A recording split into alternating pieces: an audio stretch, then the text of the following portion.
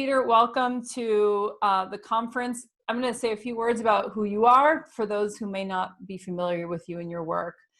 Peter Levine is a pioneer in the fields of trauma and stress physiology, and he's drawn upon his understanding of stress physiology to develop the somatic experiencing method for trauma resolution. This has been in development over the past 40 plus years. His work has done so much for our understanding of how trauma happens and how we can resolve it. He's also the author of several books, including Trauma and Memory, In an Unspoken Voice, and Waking the Tiger. Peter, welcome to SANS Wisdom of Crisis Conference. Right. Haven't seen you in a while. How's it going? It has been, right. Hopefully the next time we'll be in Switzerland. Yes, we will. Absolutely. So, Peter, I think one of the reasons why it felt important for them to have you involved in the conference was because of your understanding of trauma. And of course, this is a highly unusual time, an extraordinary time. And one of the questions, or one of the things I know that you have spoken about is what makes this such a unique challenge right now? Well, you know, our nervous systems, our brains, our bodies have evolved over millennia to deal with threat. So if there's something novel in our environment, we'll orient towards it. We locate it, we localize it, and we assess whether it's friend or foe, whether it threatens us. If it threatens us, then we will respond biologically. We'll respond either to fleeing or to fighting. That's the fight-flight response that's very well known. But what if you can't localize the source of threat? And you keep searching, you keep looking, but it's not there. But it's at the same time, it's everywhere, potentially everywhere. Every person could be the carrier of this lethal, potentially lethal enemy.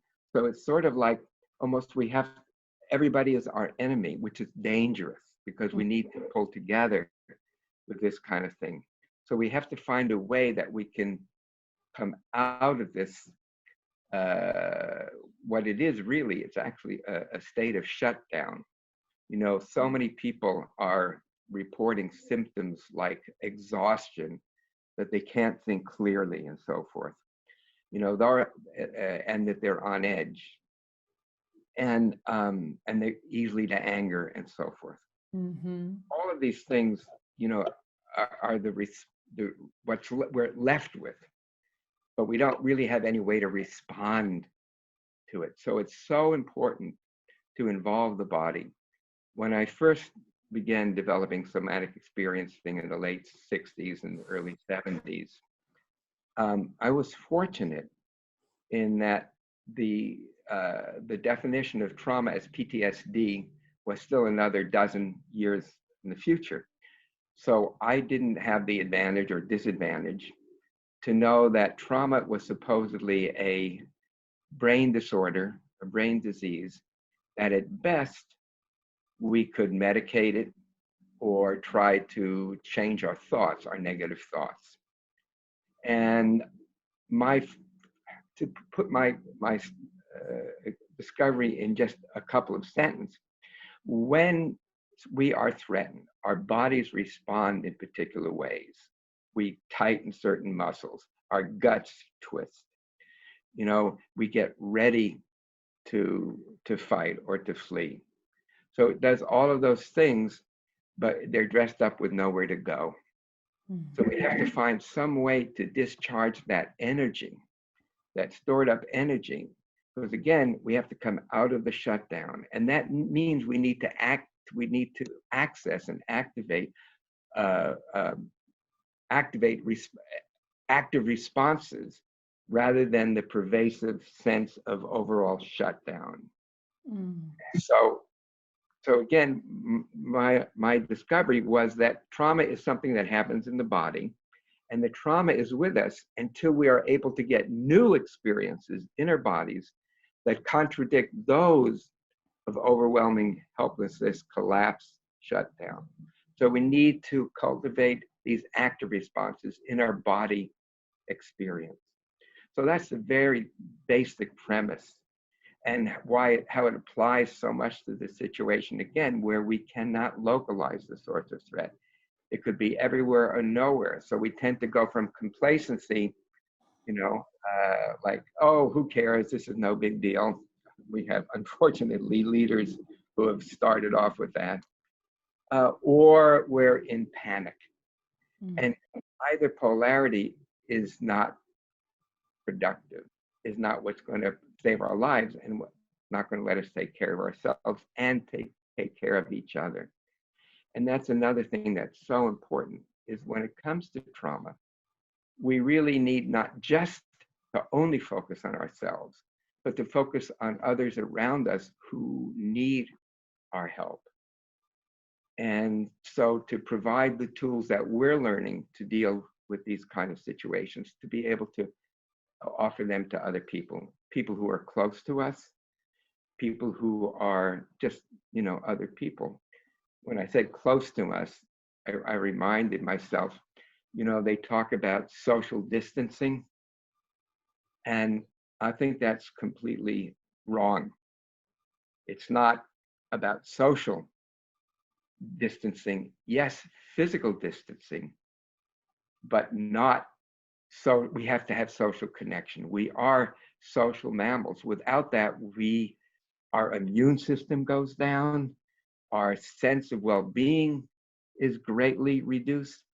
So we really need to make contact with other people. If we're fortunate enough to be with somebody, living with somebody who's a partner of ours or even a roommate, we have that advantage of somebody being there with us. But if not, we can make contact with other people we haven't talked to in a long time, people who maybe live in even different parts of the world, and to reconnect with them. Because that's really so vitally important. So scratch social distancing, rather insert physical distancing with social connection. In Italy, it was a wonderful thing that happened when people were confined. So one young man came to his balcony with his guitar, and he was playing his guitar. Somebody else, I think, had an accordion, in another apartment. Then an older couple got up with some pots and pans and started banging them around. So everybody was staying in contact. They were saying, we're here. If you need us, let us know. Call us. That's so important. And I think that's one of the reasons why Italy was able to actually come out of this situation, even though they went into it in a way, in the worst way. I think it's because they did not lose sight of social connection and how important that is in helping to regulate our nervous system and settle our bodies and quiet our minds. And also through the music, right? I mean, really just through playing together, through maybe rhythmic music making, singing, all of these ways. Absolutely. Dancing, moving. One of the things I suggest, and again, you can actually even do this online. Of course, it's always better, in life, is to just feel from inside the movements exactly that your body wants to make. Let it move that way. And that's fine, even just in itself. But then imagine or be with somebody, and every move you make, they mirror it. So it's as though they were an actual mirror. So if you move like that, they move like that. And then you do that for a while and then change. And then you mirror them. And after you've done that for a little bit, then you kind of just switch roles back and forth. So who knows who's mirroring and who's being mirrored? So it's something that you can really play with, that again is about social connection. If we can't do it together, we can certainly do it, in part by Zoom or whatever it is that we're doing here, different ways to do that, which is great. Often people have kind of misused social media, but here's a real good example of how to use it productively. Yeah. You know, you mentioned this. I think it's so important to normalize the experience that people might be having right now. And I know one of the things that we had talked about at another time was the difference for me living in Switzerland, right? And you know Switzerland very, very well. And you know the what it provides in terms of like how the environment reflects safety and how, you know, how we can, how, what a difference it makes when we can trust the authorities that are taking care of the situation. And you had talked about conflicting narratives. Yes, right. I mean, I have to tell you, quite frankly, I'm jealous. I know. We're waiting for you. Looking forward to being there this summer, hopefully. Yeah. Yeah, you know, what we need from people, from leaders, is to have clear messages, not messages that are changing every other day or hour or minute. That really increases to people's uncertainty. It's very corrosive, very, very destructive. So it's absolutely important that two things, that you're given the facts, what we know, what we don't know. We'll let you know when we have new information. We're expecting to have new information by this date. If we don't have that information, we still will let you know. So people are really, they know that they're in the loop. Yeah. You know, the other thing is that it's done with a certain amount of feeling. And, you know, I think about two examples. And one was at the onset of World War II. The president here in the United States was a man named Franklin Delano Roosevelt, FDR. And he was one of the great presidents, one of the great world leaders, he and Churchill, at those critical times.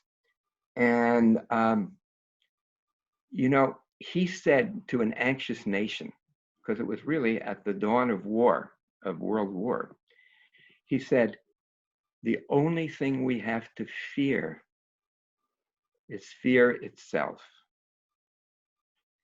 And I can't tell you how that really helped settle the nation, how it got them together to meet the war effort, how much trust he had in them and they had in him.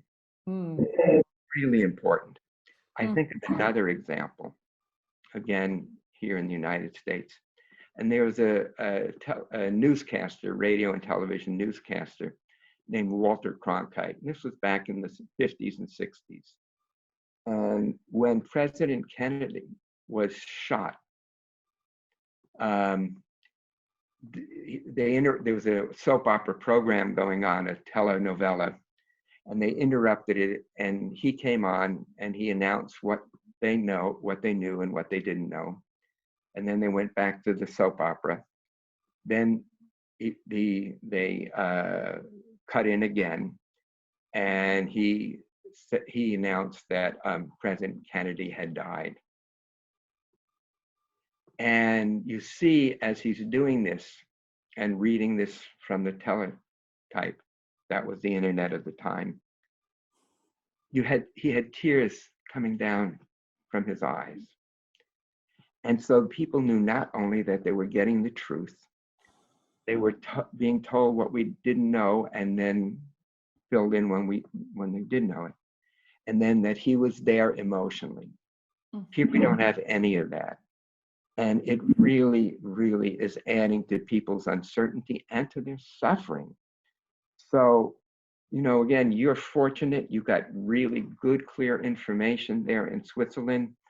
You know, I'm thinking about, I was talking to some of my adopted godchildren there, and they were telling me that they got the information, I guess, from the leaders, to be in solidarity with the older people, with their grandparents. And so they told them not to go and visit them, but to bring things for them, to leave it on the, you know, by the front door, and to call them and to talk to them and have social contact with them. So, I mean, that was beautiful. Absolutely. exactly the right thing to say, the right thing to do. So when you get that kind of information, it really helps settle you. It helps settle the older people. It helps settle the younger people. It's so, so, so important. It can't be overstated. So in a way, we have to be the inner authority, and we have to tell ourselves the information. One thing is we do not need to be watching television day and night. You know, we're just getting the same news over and over again. I remember when the planes crashed into the World Trade Center way back, literally for 72 hours, day and night, they showed the pictures of the planes crashing into the World Trade Center. So the children that were seeing that, they were thinking that this was a new event each time it happened. And so they realized they were in complete danger. So again, don't watch the television while the children are up. Yeah. Watch only trusted sources for yourselves, but only do that when the children are in bed or they're off somewhere where they're not listening and watching, because children just need to be reassured from us, not from the chaos of what's happening or what's not happening. So that's really so very, very vitally important. What's really interesting about what you just shared is that, you know, when you're already in that fear and you're even immobilized by it, and you said something about needing to find a sense of inner authority, but it seems like it would require some of this connection up here, you know, this ability to sort of be with the experience you're having in the body.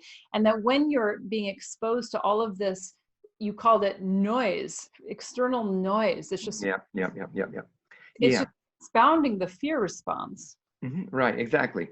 In other words, you know, we're in the fear response, and that stimulates the amygdala, the fear centers, but also even more powerful areas in the brainstem that have to do with immobility and fright paralysis. But in order to be able to do the things that I just suggested, in which you correctly brought me to task, is that in order to have that frontal part of the brain online, so we can think and reflect, the parts from the fear centers have to be diminished sufficiently for that to happen. And then when it happens, when we're able to reflect, then that actually diminishes the fear response. But how do we diminish the fear response? That's where I was going to next. Okay, that is the question. And what we have to do is understand that fear is made up primarily of three components, of one main component, which is our body sensations. Remember at the beginning, I was mentioning when we tighten our muscles and our guts tighten and twist. Well, again, those are the sensations that occur in the emotion of fear. Okay, so there are the body sensations, that's primary. When we're able to experience those sensations as sensations, then they will move through. It's very rare that we're stuck with a physical sensation, especially if we know some of the basic tools and having enough online capacity to observe the sensations and allow the sensations to move. So sensations, the other two components are thoughts that we have. So it could be worries like,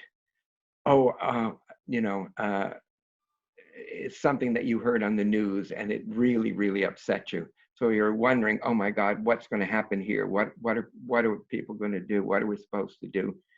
Those are the thoughts. Then certain images or even memories, especially people who have had trauma earlier, before this, a lot of those traumatic memories will start very likely coming up as well.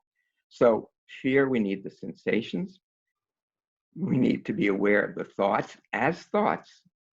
And often when the person has a thought like, oh God, this is so bad, I don't know what to do, then I'll ask them to preface that with the sentence, I have the thought that. I have the thought that I don't know what to do. Oh, okay, right. It's not a reality. It's just a thought. And so we have the sensation and the thought. And again, if there are images, well, then we may need somebody to really help us work with those traumatic experiences. And again, the people who are therapists who are working with, people who do have, trauma history, they will certainly need, extra help, at least to touch in with them and see how they're doing and see if there's anything that they need that you can help them with. Yeah, absolutely. I think it's really important that you mention this relationship between sensations and thoughts and memories, because we can become so identified, can't we? And I know that, you've spoken before about how 80%, is it 70 or 80% of this feedback loop between the brain and the body is afferent. So we have That's right. Yeah, going up to the brain. exactly. So let's just see again, you just walking out and somebody is hit by a car and they're laying on the road. You see that, your brain processes that. It's not, it's not conscious. The injury and blood, that's a very primal response. Our guts twist up. Ugh, and we kind of collapse. Now, that information from the brain to the body, in this case, the gastrointestinal system, that's the vagus nerve, and it's the largest nerve by far in the human body, in the mammalian body, in the human body. And so that nerve is sending those messages down into the guts. Now, and Darwin knew this actually way back in the 1800s, that this nerve, which he called the pneumogastric nerve, is at least 80% afferent. So in other words, it's taking information, sensory information from the guts themselves, relaying it up to the brain. So first the brain sends down efferent information, effector information, which twists the guts. Then this nerve, which is 80 or 90% sensory, is now taking that information from the gut and cycling it back up into the brain where it's amplified. So you start with from the brain to the body, then from the body to the brain, and then yeah. Then you do that a few times and that becomes chronic, and you're in this state of chronic distress. So one of the exercises that people can do, it's nicest to do it if you're with somebody or even online with somebody, but you can do it by yourself as well, is to actually change that feedback loop. Because I call it a positive feedback loop. In other words, amplifying, but with negative consequences. The negative consequences is you feel more and more distress. Mm-hmm. And if you still perceive distress and life threat everywhere in the environment, even when it's not there. So we want to really disconnect from that. And so this exercise, I discovered, works very specifically to change the information that's coming from the guts back up to the brain to say, coast is clear, all is okay, all is good. Yeah, all is good.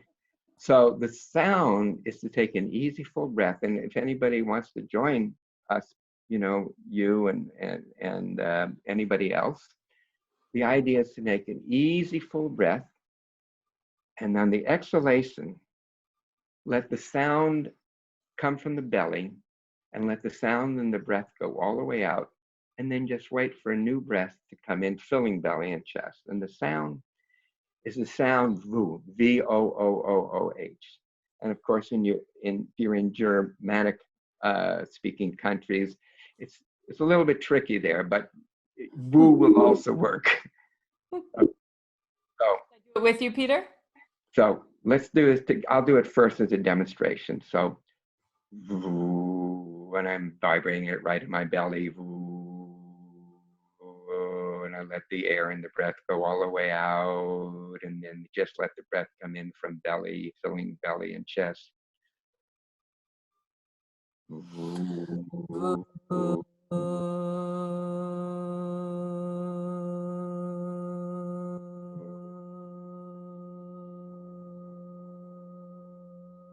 Nice, and let the breath come in on its own, filling belly and chest. And then again.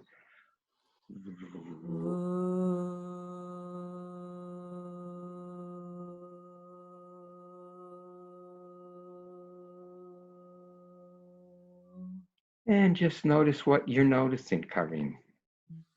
I see your smile. Yeah. I wonder where else with besides your mouth and your eyes are smiling. Yeah, and my lower belly, I feel this, I felt it go all the way down. I felt the vibration very low in the belly, kind of an expanded sense of my base, my feet, my legs. Yeah, lovely. Okay, Felt very great. nice. Anyhow, it's so simple. And Hmm. again, anybody can do that. They can do that. Again, it's nice to do it with somebody if they're there with you physically. But if not, you can do it online. It is nice to have another person there. There's a Motown song that goes something like, "It takes one to stand in the dark alone. It takes two to let the light shine through." Mm. So our nervous systems are wired to participate in the nervous systems and feelings of another person. So when they're there, even if it's just on this online way, they're still there for us, and we're there for them. And by being there for another person, it's as valuable as them being there for us in many ways. I mean, this is one of the great teachings of many of the religions and spiritual traditions, especially, for example, with Buddhism, but Yeah. with all of the religions and almost all spiritual practices I know. Peter, one of the things that I'm reminded of that you said before, and I think it's really just important to name it. You said when working with fear and maybe highlighting the importance of recognizing fear being active in us, because we know the prevalence of some domestic abuse, things Yeah. like domestic violence is things like this are on the rise for Yeah. many people. And you had said something like fear always needs an object. Yes, that's right. Yes, when we're experiencing fear, we're always looking for the source of what's causing that fear, because we will assume it's something external. We don't realize it's just in ourselves. Yeah. So when we are fear, we tend to lash out, and we'll lash out to anybody who could be the target. Yeah. So if it's somebody that we're close to, we can lash out at them. Often we'll lash out at ourselves. Mm. But so again, the thing is, when we're able to take responsibility for our fear and move through our fear, then we don't have that urge to hurt somebody else. Yeah. In other words, to fight them before they can attack us.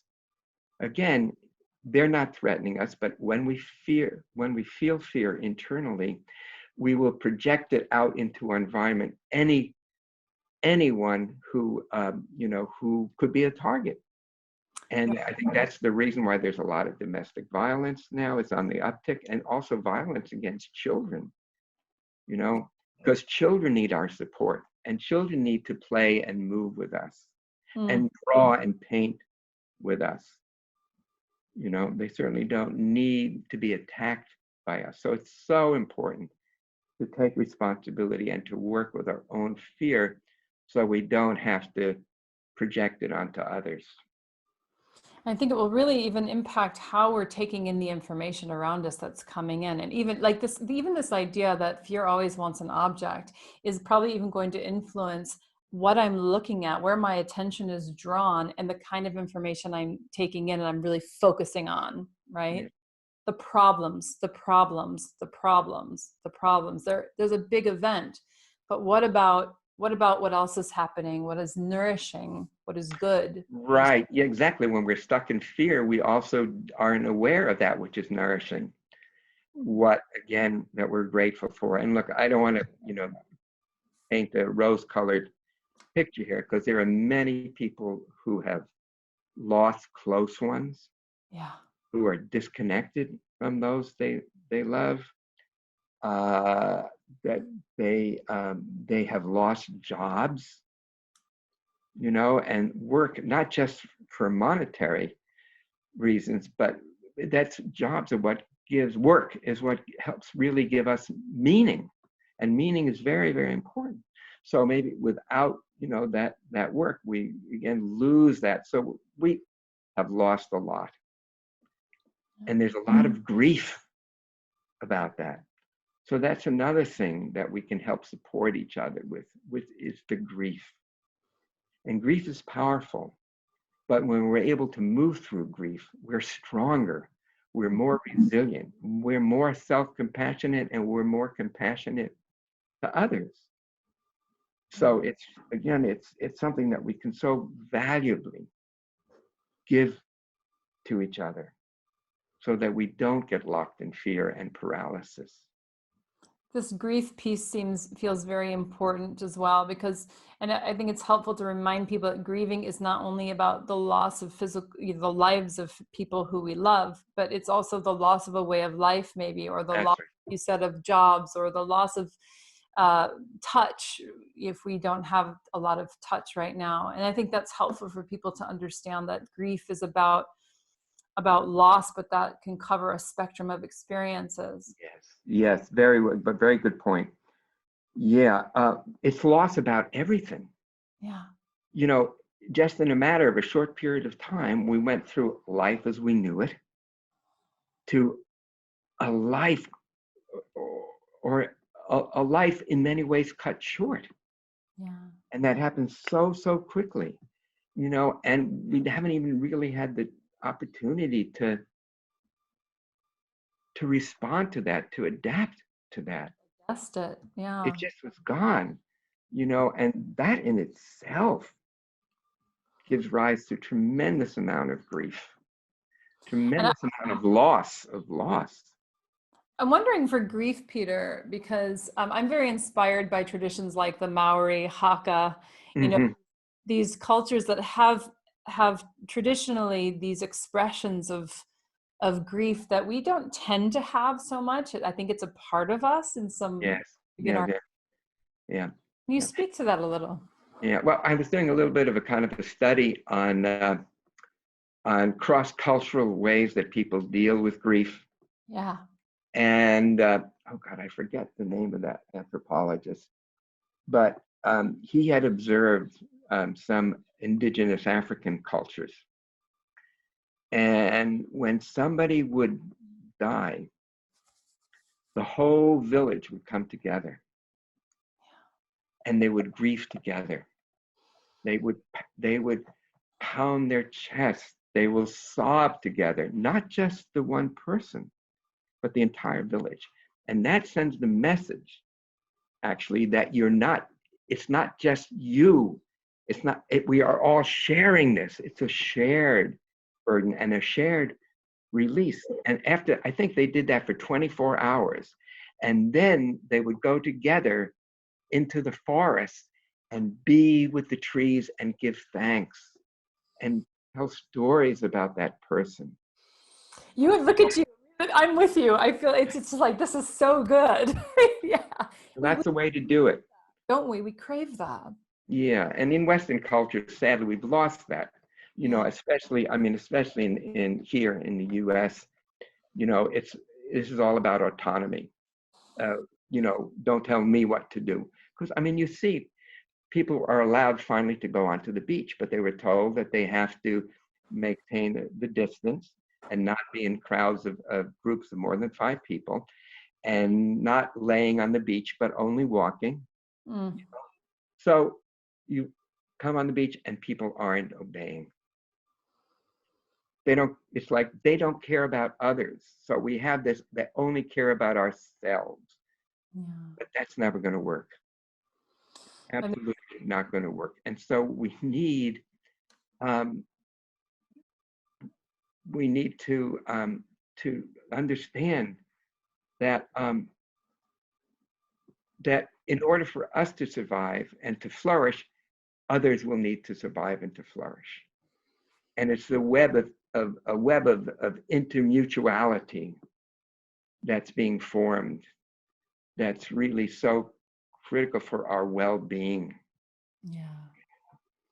It seems like there's a very deep trauma that we don't have time to go into around the lack of trust in institutions and all of these things that probably contribute to that, unfortunately. But I'm grateful for work like yours, because I think that this is the kind of work that's going to be bringing us back to ourselves. And I hope that something new emerges, which brings us to this idea of, you know, there's that quote, I think you used this quote once in a master class on fear.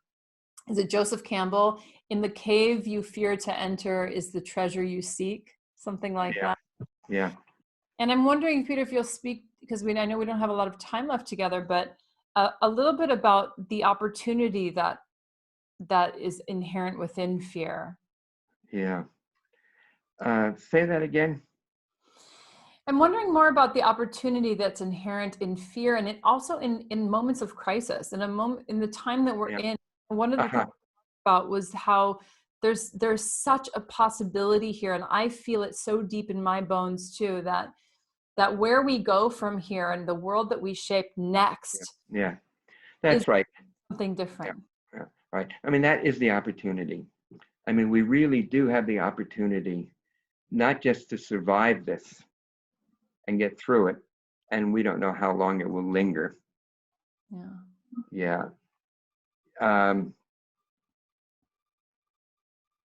But we have a chance to really refashion our own priorities, our own being, and our societies. You know, I think it would really be a shame if we missed that opportunity. It would be really a shame to miss that opportunity. And I think that quote is a really good one. The fear of the cave that we fear to enter is the transformation that we seek. You know, this is really totally a new opportunity to really, really, really and again, I don't want to diminish the suffering and the grief, but if we're able to untangle from the fear and be able to begin to move into and through our grief and back to our grief and through our grief, as we're able to do all of those things, we will hunger for a different life. We will hunger for a society that's built on shared needs, not just only one's personal needs. A care for everyone is doing. And I know this is disproportionately affected certain communities, like the Black community, for example, and it's highlighted a lot of injustices, inequities that I hope we take this opportunity to see clearly. Right. Well, you know, right. It's a possibility to see clearly now. It's the Jimmy Cliff song. I can see clearly now. Exactly. Yeah, I know him, actually. Really? Yeah, we know each other from Brazil. Yeah. Oh, that's lovely. Well, my daughter, I think I told you this last time, my daughter made these beautiful little handmade letters to our elderly neighbors that she wrote in glue and gold glitter. Yeah, exactly. If you need us to get you anything, let us know. We'll just drop it off at your door. So they've delivered some mail for people. Like they would put something on the stairs, and the kids would go and pick it up and take it to the mailbox. Yeah, I know. It's wonderful. It's just wonderful. As I say, you know, you are so lucky. You have a society that is much stronger, you know, where these values are shared by so many people.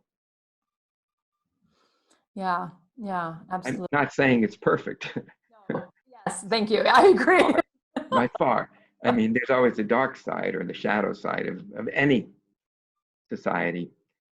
But really, to have some of these basic values of sharing, of sharing with others, of being with others, of realizing that for the plane to come over, oh God, what's it, Martin Luther King, the thing that he said, that until we realize that other people's needs are as important as our needs, we'll never be free. That's basically the idea. And again, that's the freedom that we really need, and that I think there is an opportunity for this transformation to occur, in that we have faced this together. We have looked at the Gorgon and have not been paralyzed by her. And so we are stronger.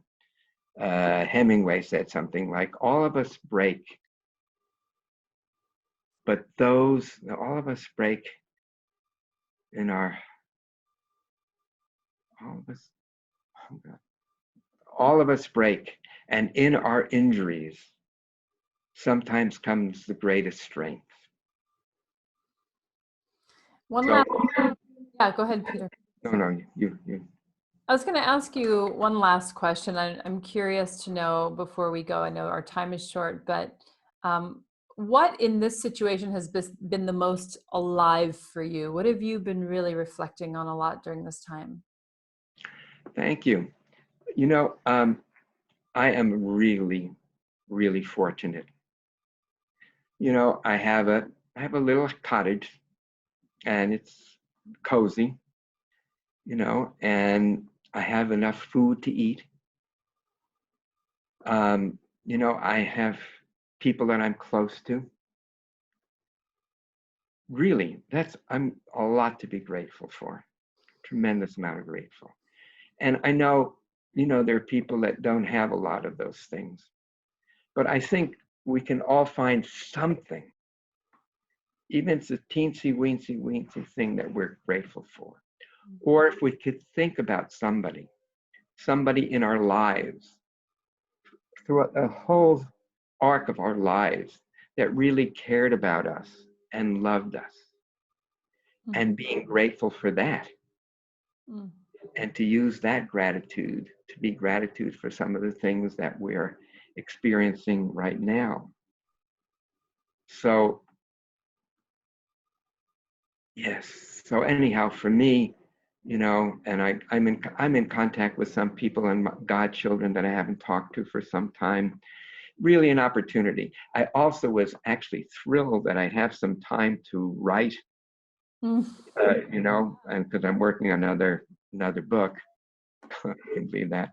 But then it turned out that instead I'm, you know, 12 hours a day, you know, on these kind of platforms. But I'm also in a way grateful for that, because it's, you know, there's something really, really vital and beneficial for me in being able to help other people even in small ways. And I think we all can do that for each other, help others in small ways. And small is actually not so small. No. It can become so much bigger. Peter, thank you so much. Your work, in my opinion, is I'm not gonna puff you up too much here, but I just want to say, helping us understand our human animal nature is so important in terms of being able to normalize our experiences and have these different ways of just working with what comes, and rather than against it through all the ideas about we shouldn't. So I just want to say I appreciate that so much. Thank you for all the time you spend 12 hours a day online talking to people like like me. And we appreciate you so much. Oh, great. Yeah. Well, good to be with you. Good to be with you. Thank you. Great. Okay.